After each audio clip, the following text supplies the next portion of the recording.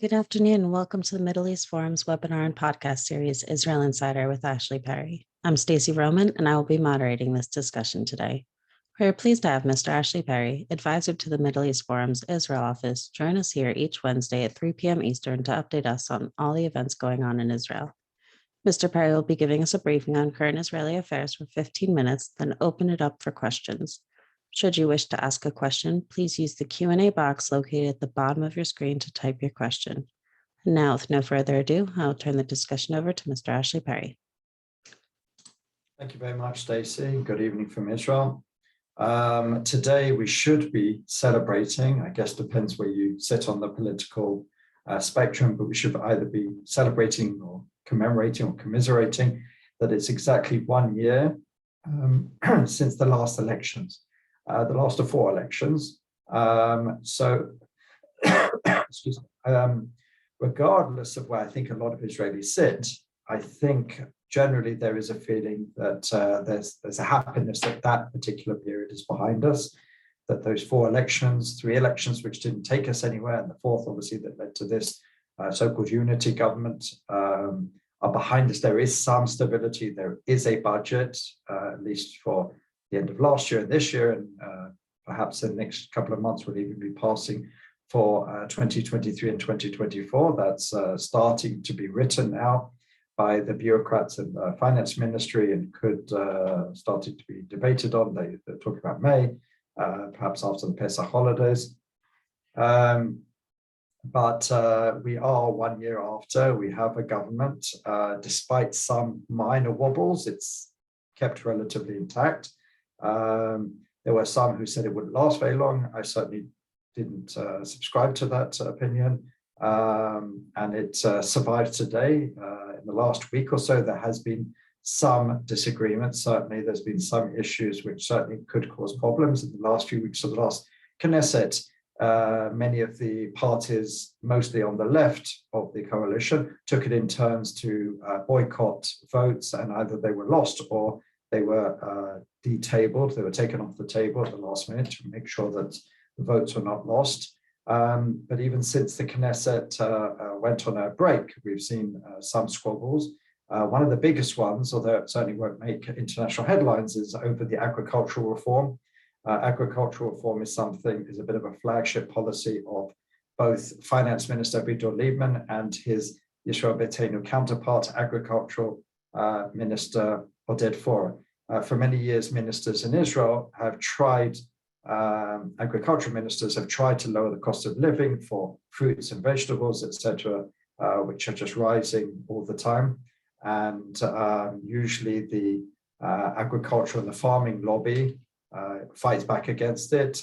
It's a very powerful lobby, and they have a lot of support in the Knesset, both left and right, opposition and coalition.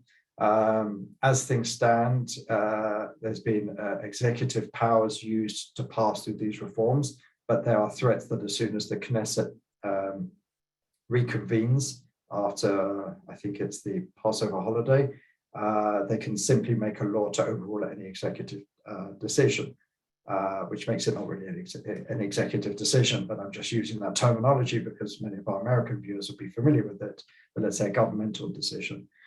So there's a big fight ahead there. It does seem that there's talk of some compromise, but again, I should stress, and I've been pretty close to some of what's gone on in the previous years, the agriculture and farming lobby is very strong and it's been putting up all the stops. And there's talk of those on the left, in the Labour Party especially, that if the agricultural reform is not tabled, or is not put away and stopped, it could cause a lot of problems. Don't forget, a lot of the agricultural lands are parts of the kibbutzim, and these are, the base. Some of these are political base for some of the left-wing parties. So that's one of the things that's causing a bit of a problem in the coalition.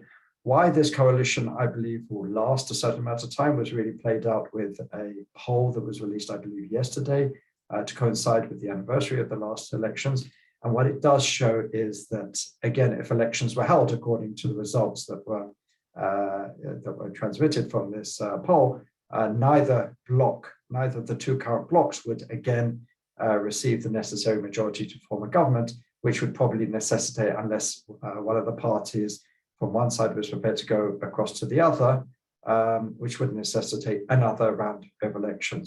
The Netanyahu-led bloc certainly strengthened by a few. It's now up to about 59, which means it's only 2 away from a majority. And again, it could be that they'll be able to convince one of the parties currently in the coalition if there were elections. But as things stand, again, neither bloc would win.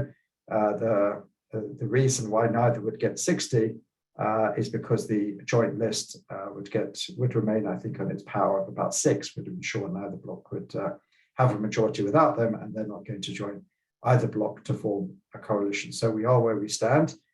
The other reason that we're not going to elections, and ironically there is stability, is because of the weakness of this current government. When I say weakness, I'm talking about according to the polls.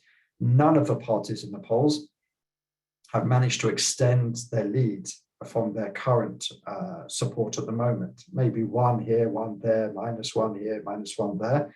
But on the whole, none of the parties in the current coalition have been able to, deliver too much, seemingly, which is, I guess, how the voter would see it, to be able to gain a significant support. Naftali Bennett's party, again, Prime Minister Naftali Bennett's party, which has a current strength of 6, according to the recent poll, would maintain that 6. So again, even though he's Prime Minister, he hasn't managed to increase his support. In fact, when asked who is the most suitable person to be Prime Minister, I think he gets in the teens, in the mid-teens of percentage of support. And out front again, as has been for quite a number of years, is former Prime Minister Netanyahu. It doesn't seem to have affected his stand, even though he is today the opposition leader. Speaking of Netanyahu, the news of his trial returned to the headlines today. One of the most significant state witnesses, Shlomo Filber, took the stand, who was a confidant and a close advisor to Netanyahu, who basically is, according to his statement, he was part of the witness, the state's arguments against Netanyahu in what's called Case 4000. Case 4000, as we know, is the most serious against Netanyahu, where they're trying to the accusations by the state is that he ensured that there was regulation in favor of Bezek for good coverage or in the media. Bezek is the communications, the internet and phone line monopoly to a certain extent in Israel, but the head of it also ran Walla, which is a major communications channel in Israel. And the accusation is that Netanyahu, while in power, ensured that regulations to lessen the monopoly of Bezek would be stopped in exchange for good coverage of Netanyahu in the media. Shlomo Filber certainly had suggested in his witness statements today that he was asked to do something along those lines. Obviously, the defense is going to have a go at Shlomo Filber in the next few days, so we'll see how much of his testimony stands up in court. But again, just to demonstrate, even though we're in the middle of corruption, trials, fraud, breach of trust, etc., it doesn't seem to have dampened the enthusiasm for former Prime Minister Netanyahu. Obviously, we'd be remiss if we didn't talk about the devastating terrorist attack that took place in Beersheba yesterday. It's the worst terror attack in Israel for a number of years. 4 Israelis were stabbed or rammed by a car to death by a resident of a Bedouin town called Hura in the south near Beersheba. The assailant, the terrorist who was shot by 2 civilians who happened to be nearby and carried guns, apparently was a member of ISIS. He'd spent 4 years in jail for being a member of ISIS and was let out, I believe, in 2019. There's a lot of question marks about exactly how this terrorist attack wasn't prevented. The police and the security agencies have said that he was being monitored, but displayed no obvious or outward signs that he'd been radicalized, that he was planning a terrorist attack. At the end of the day, a person with a motivation just has to pick up a knife. That's pretty much all he did. It wasn't a sophisticated attack. It didn't involve any sort of equipment that anyone couldn't get their hands on. But there are certainly questions which are being asked when some of the government ministers attended the funerals today. There was, as one can imagine, acrimonious recriminations against some of them. Bizarrely, the internal security minister, when he spoke at the funeral of one of the victims, he said that the perpetrator will be apprehended and sent to prison for many years, which caused a lot of people to wonder what he was talking about, considering he was shot to death at the scene. He claimed that he'd just been involved in many, many meetings and he was overtired and he got the facts wrong. But there's certainly a lot of anger, especially in the South, where a lot of people felt that this was just going to happen. There's a lot of violence down in the South, especially within the Arab and Bedouin communities. Much of it is just intra-Arab clan fighting, but a lot of it has spilled over into some of the Jewish majority cities and towns, and even Beersheba. Obviously, this isn't, those are more as I said, intra-clan and mafia related incidents, but there are those who felt that the police and the security agencies had not been paying sufficient attention to what was going on and allowed this attack to take place. Again, you could be more charitable and say that this didn't take a lot of planning. It was just one person. It seems so far that the person acted alone and just picked up a knife and decided to perpetrate an attack. According to the Israeli media who went to Hura today, they couldn't find too many people who went to the mourning tent for the family of the perpetrator. Apparently, according to many people in the town, including the mayor and the sheikh and others, that they completely disowned the perpetrator. They claimed that he was not acting as a true Muslim. And there's certainly, according to the cameras who watched the house to see how many people were visiting the traditional mourning tent, it didn't seem like the act, at least publicly, was too popular.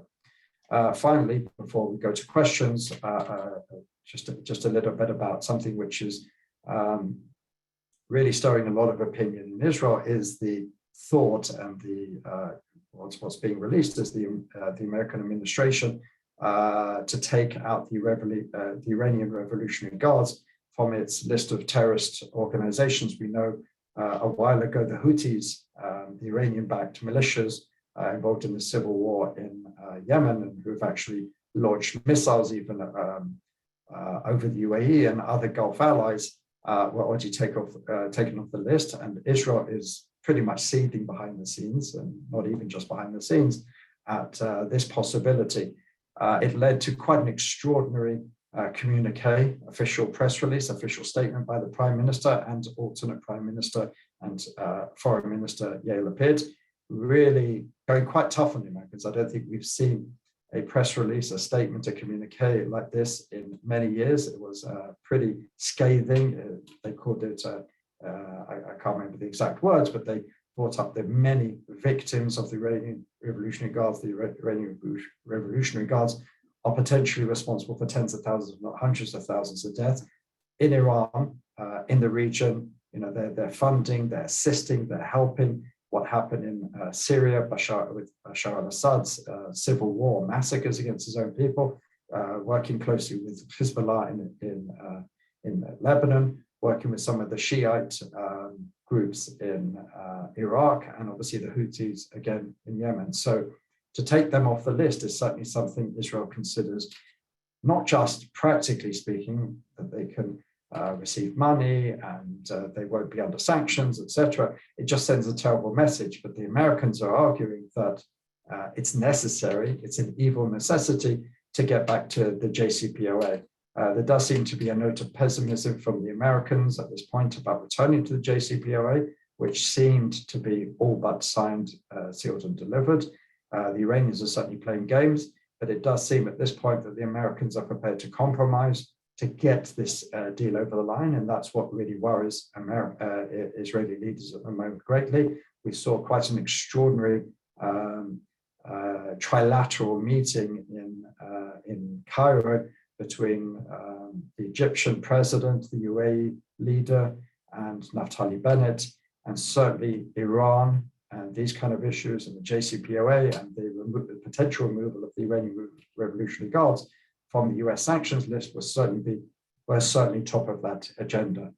So it just demonstrates, which we've been talking about for quite a while, that in the region now today, what would have seemed extremely unlikely a couple of years ago, that senior Arab leaders from around the region are willing to be photographed and release official statements of meetings between them. And really they're on one page when it comes to Iran, and really trying to send a message to the West in general, and the US in particular, that they stand firm against Iran, and they're displeased about the way things are shaping up with the return to the JCPOA. With that, I'm happy to answer any questions.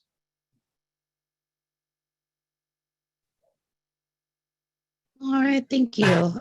We have quite a few questions coming in. Malka asks, please comment on the reaction in Israel to Zelensky's address to the Knesset. Yes, I did mention that, but certainly that was a big event over the last few weeks. Ukrainian president addressed by Zoom, obviously. Most members of Knesset, interestingly enough, the only ones who boycotted it were the Joint List, led by its communist faction called Hadash, which, as we could expect, are very much still in this, Cold War Soviet mindset where Russia can do no wrong. So they kind of, slammed it as propaganda and said that they would boycott the address. It wasn't a shock, really, because anyone who's seen President Zelensky's, sort of speeches to parliaments around the world, he takes a tough line, and he asks, "Where are you? Our people are dying. Why are you sending us weapons?" And sort of very accusatory, which is fair enough. He is under attack, and his people are dying. What really sort of a lot of people in Israel felt went too far is the comparisons with the Holocaust. Towards the end of his speech, he did use some analogies with the Holocaust, claiming the Russians calling their operations the final solution, that this is genocide, this is like the Holocaust. But the thing that really stood out for many is what he said, that Israel should stand by Ukraine, just like Ukrainians stood by the Jews in the Second World War. Now, anyone who understands the history of the Second World War and the Holocaust will know that, yes, absolutely, there were some Ukrainian righteous amongst the nations, as there were Germans, Poles, and others, but the majority of Ukrainians involved in some way were perpetrators, were people who willingly assisted the Nazis in the targeting of Jews. So a lot of people pointed that out, and I think that he definitely won't have won points for that. There was quite a bit of pushback from some of the MKs, and there's been quite a few articles that said that it was misplaced.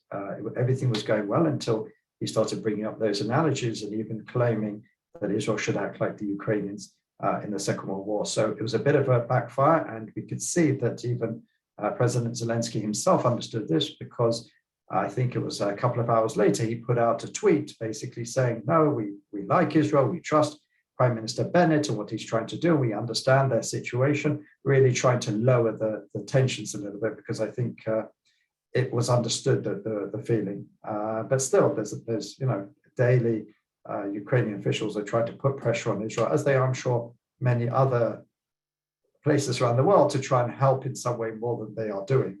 We saw interviews with the Ukrainian ambassador, who once again said, if the role of Israel as a sort of mediator falls to the wayside, we expect Israel to start taking an active role. As we heard tonight, Naftali Bennett was on the phone with President Putin in Russia, so he's still very much involved in that role. He's still trying to be a mediator, trying to relay messages, trying to see if there are opportunities to be some sort of peacemaker. So Israel is still very much seen in that role. Whether there will be some sort of summit in Jerusalem, I doubt, but that's still being talked about at one level or another. Thank you so much. And as a follow-up to that, has there been any updates to the Ukrainian refugee policies in the Knesset? Yes, I mean, they're sort of, there's two sides in Israel to this. Some who are saying that Israel aren't doing enough, some who are saying that Israel's doing too much. Israel is taking in per capita more than many countries in the world, if not most countries, if not almost all countries, certainly better than many countries in Western Europe, and better than, as I said, almost every country in the world per capita, than those immediately bordering the Ukraine itself. Israel's taken in, I think, about 14,000 so far. Interior Minister Ayelet Shaked was in the Knesset today, explaining the policies, explaining what it's doing, and it is spending a lot of money on bringing in refugees and helping them, but it's also spending a lot of resources to help on the ground. This week, Israel inaugurated, I'm pretty sure it's the largest field hospital on the territory of Ukraine itself, which is really going to be quite a lifesaver for many people. And so Israel is doing quite a lot. Israel's at the borders. I know a lot of people in the foreign ministry, regardless of the countries that they're involved in, they're traveling out to the region to help in any way they can. There are many Israeli organizations, humanitarian aid organizations who are helping. So Israel is doing a lot. Israel is doing probably pound for pound more than the overwhelming majority of countries in the world.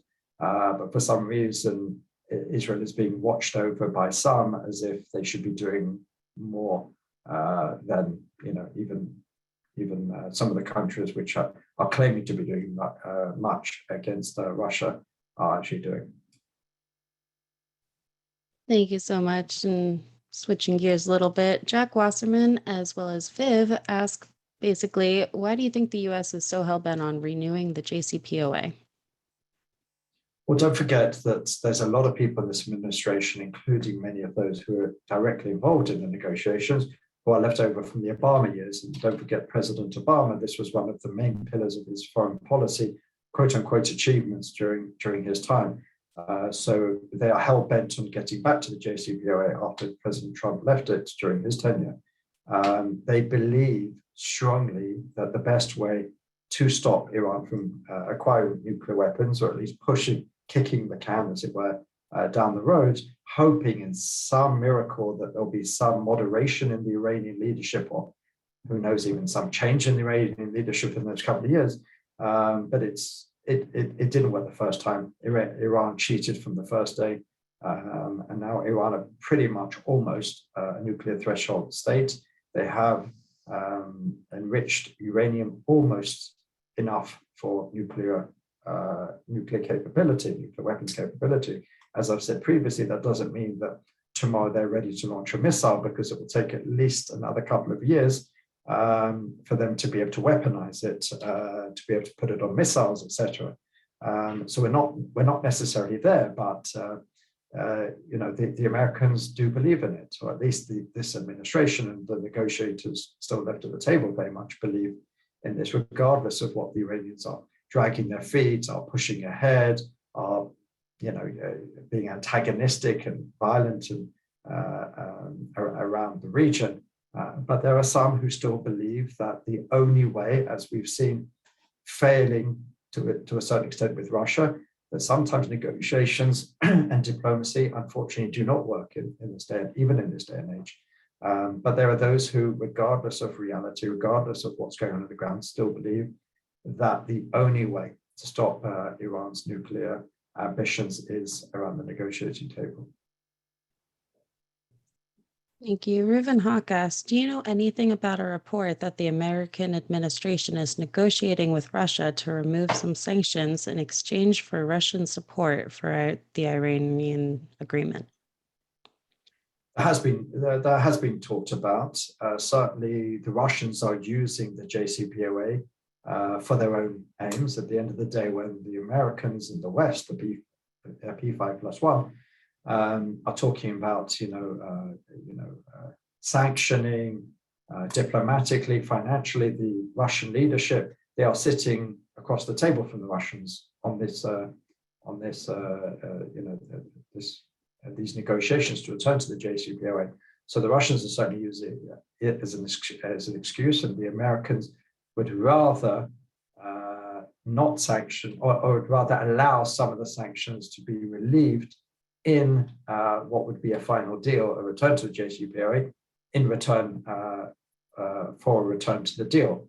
So there are certainly some in Israel which are a little bit baffled by this, or maybe not baffled is the right word, but certainly angry by this, because as we're being told, we're not doing enough sanctions on Russia.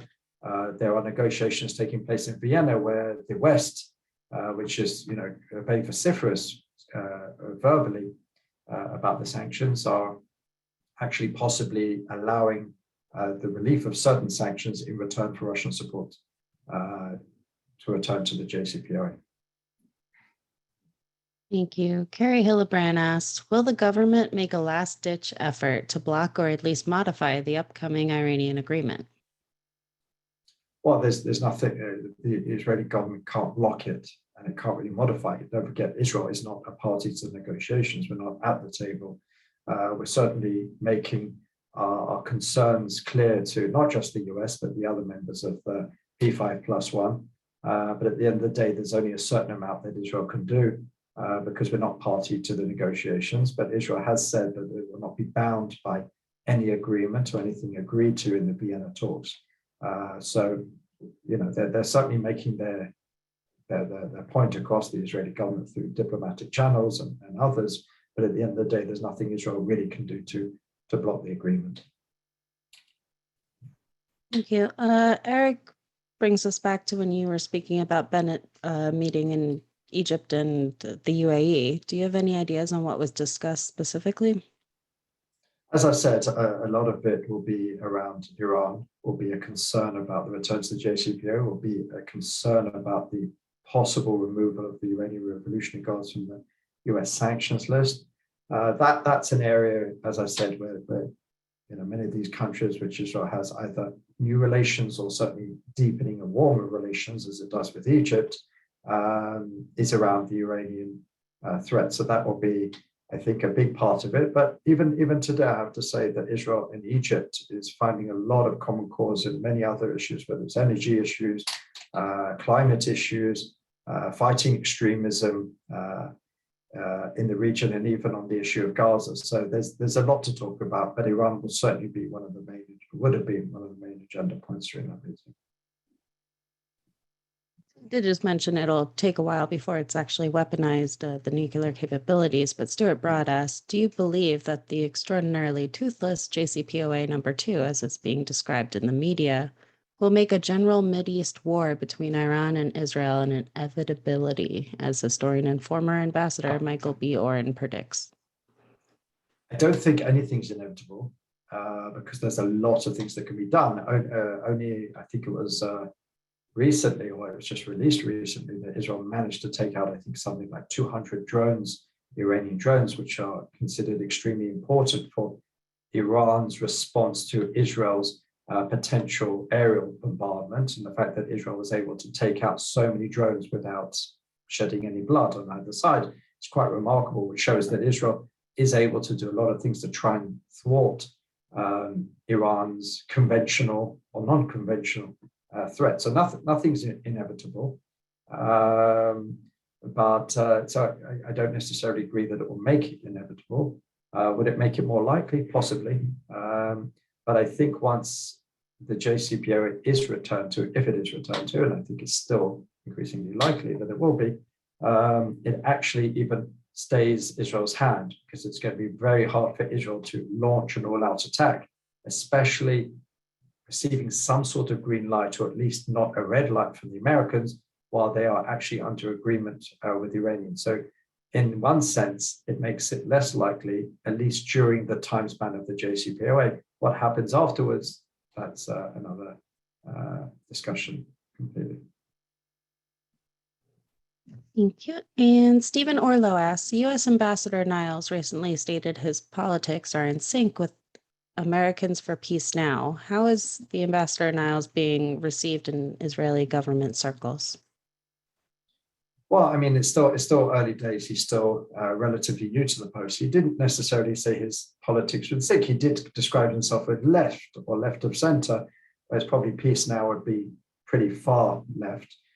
He did say some comments which were certainly picked apart by especially those on the right of the Israeli map about settlement building being stupid, or I can't remember the exact wording he used, and that was certainly picked up by many on the right as, really taking a side. And the fact that he was speaking to Peace Now and he said that he wouldn't speak to certain members of the government, he didn't identify who those members of the government were, but the fact that he even said to an organization like Peace Now, whose heyday really was the 80s and the 90s, and today are a largely irrelevant force in Israeli politics, but he went there and spoke very warmly to them, and while saying that he wouldn't meet, or maybe he used the words he wouldn't be happy to meet, certain members of the Israeli government, certainly wouldn't have gone down too well with the Israeli government. So there are a lot of people who heard the recordings or heard the statements that the ambassador made will certainly not be particularly happy by some of the things that he said there, but I'm sure behind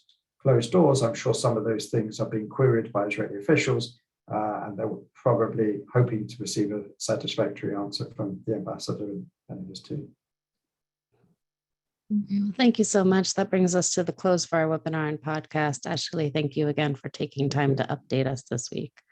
For our viewers and listeners, please join us Friday at 1 p.m. Eastern for a webinar with Paul Miller discussing what does just war theory say about the Middle East policy. Thank you all for joining us, and I hope you have a wonderful day.